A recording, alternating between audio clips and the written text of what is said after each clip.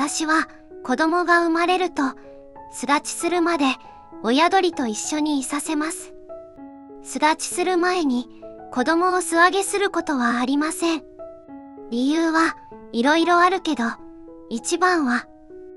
少しでも長く親子で一緒にいさせたいという思いからです。けど、いろいろな事情があって、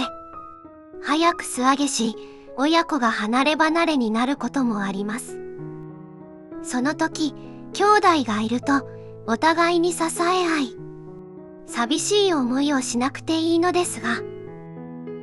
兄弟がいない子は一人ぼっちになってしまいます。私がいる時は一緒に遊んであげるのですが、ずっと一緒にいることができません。その時は年の近い子をそばにいさせて、不安にならないように、寂しくならないように、一人ぼっちにならないようにしています。無事に巣立ったとしてもみんなの中に入れず、一人ぼっちになってしまう子もいます。そんな時、寄り添ってくれる大人がいました。パパと呼んだ子、一人ぼっちになっている子を見つけると、自分の子供ではなくても寄り添ってくれて、みんなのパパと呼ぶようになりました。この子はマルコ。マルコも小さな子を見つけると、そばにいて寄り添ってくれる優しいお姉さんでした。そのマルコの彼氏も小さな子と一緒に遊んでくれる頼れるお兄ちゃんでした。この子はクリも体調を崩した子や一人ぼっちになっている子を見つけると、そばにいて励ましてくれました。けど、この子たちはもういません。しかし、ひなたやいちが優しさを受け継いでいます。誰も寂しい思いをしないように、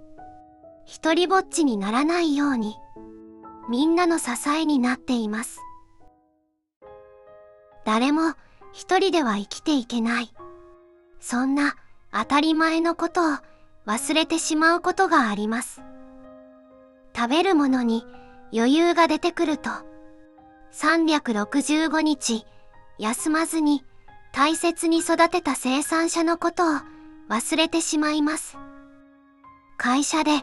地位の高い管理者になってしまうと、現場の方が働いてくれるおかげで